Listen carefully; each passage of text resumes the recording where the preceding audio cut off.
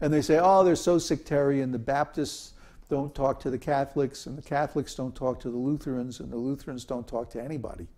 So, you know, they criticize the Christians for being sectarian. But look, the devotees do the same thing. What is this? This isn't devotional. So this isn't transcendental. Huh? This is material. This is making artificial divisions. Oh, we have ISKCON and SHMISKCON and BISKCON and DISKCON and DATCON. And, you know, they're all cons as far as I'm concerned, because they don't give the actual transcendental philosophy, and they don't act like it either. So, what can I say? I think they're all off.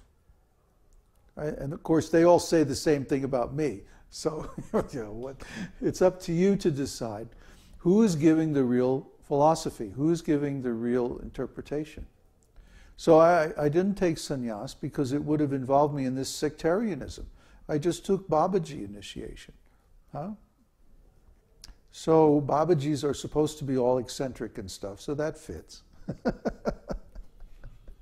But no, I'm doing this out of necessity. I'm doing it because it's an emergency, because the whole lineage could be lost if I don't. So somebody please figure this stuff out and become more realized and more advanced than I am so that I can relax, okay? What's the next question?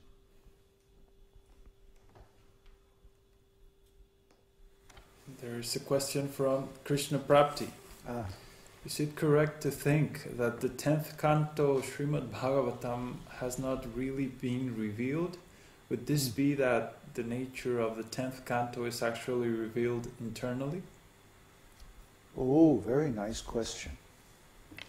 You understand the question? Should I repeat? Yeah, repeat the question. Is it correct to think that the 10th canto of Srimad Bhagavatam has not really been revealed? Would this be that the nature of the 10th canto is actually revealed internally? Now, do you understand? Realization. No, what he's saying is that we have, Srila Prabhupada did not finish translating the 10th canto. He finished up to the 3rd chapter only, translating and commenting on 10th canto. After that, he withdrew his manifested pastimes. So, in other words, he didn't give the 10th canto. That's coming through somebody, has to come through somebody else. And the reason is, of course, that if you realize the 10th canto, you realize Krishna directly. You see? It's just like if I have a book on, how to play the flute, and I realize that book, then I can play the flute. See? That's realization. So if someone has Bhagavad Gita, let's say. In Bhagavad Gita, the conclusion is, give up everything and surrender to Krishna. Sarva dharman parityajya mamekam shana. So, if you realize Bhagavad Gita, you do that. You do that. You don't say, oh yes, this is a very nice metaphor. No, you do it. So similarly, if you actually realize Srimad Bhagavatam, then the 10th canto involves the direct personal contact with Krishna, between Krishna and his devotees and their pastimes. You don't ever hear about pastimes of Krishna without his devotees. All of Krishna's pastimes are executed in relationship with his devotees. You don't ever read, well, one day Krishna went out in the woods alone. No. Krishna went out in the woods and all the animals came around him and where they were engaged in affectionate exchanges of love and service. See? Krishna is always engaged with his devotees. He's always involved in serving his devotees. Huh?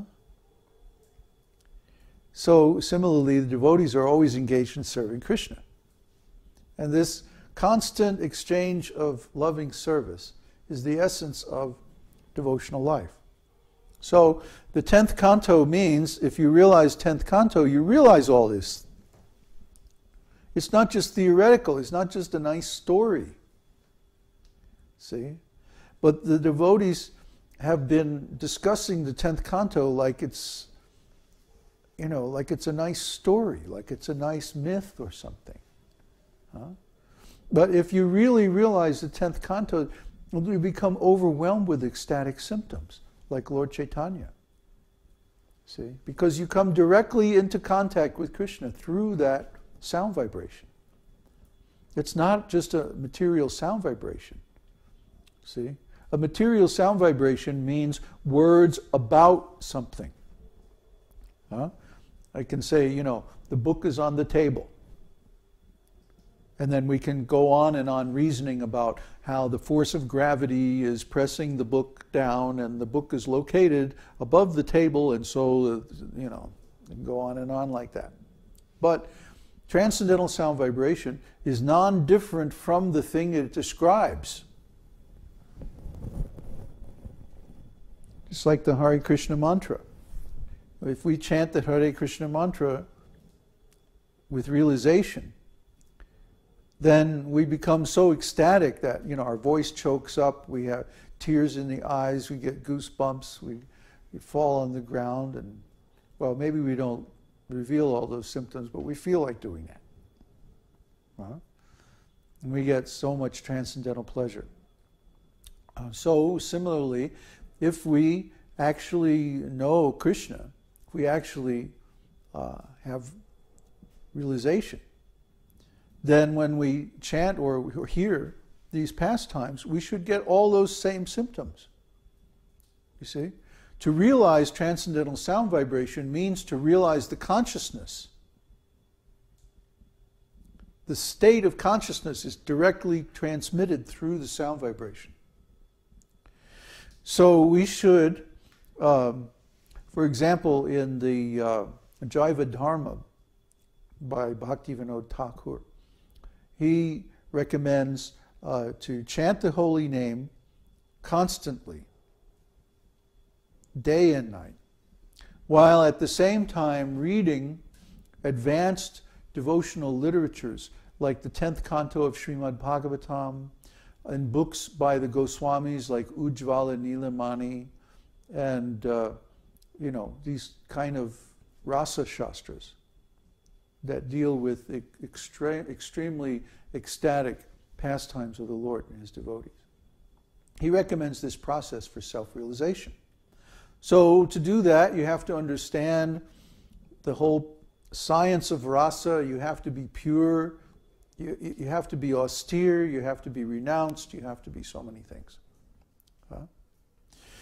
So if we artificially stop that process of realization and say, no, everybody has to be in the regulative principles. That's all. That's it. You can't go beyond that.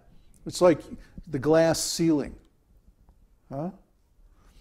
We know there's some pastimes, there's some realizations above that, but every time we try to go there, we hit this glass ceiling. See? We can't get through it. The glass ceiling is there in organizations, organized Vaishnavism, because the leaders are attached to their positions. See? It's like, I don't want a leadership position. Will somebody please come along and do this better than me so I can relax?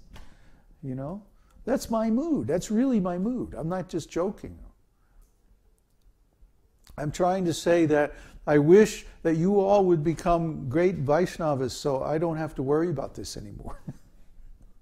You all become leaders and do this better than me. Organize this mission and spread it all over the world, more intelligently, more energetically, more successfully than me.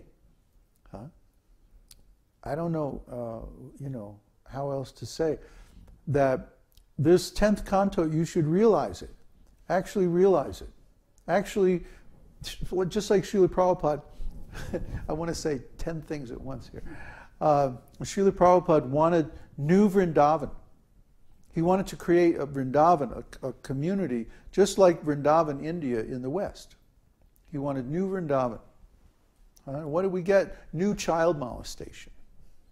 New homo Vrindavan. That's what we, it was such a debacle. It was such a disaster. It was such a complete perversion. And still those rascals are big leaders in ISKCON. The same guys. And they're still doing the same things. So these people cannot bring you to self-realization. You can read Prabhupada books and you can hear about, oh, there's this high level of realization there. But if you're in association with people like that, you're never going to get off the runway. I'm sorry. It's true. So yes, the 10th canto has not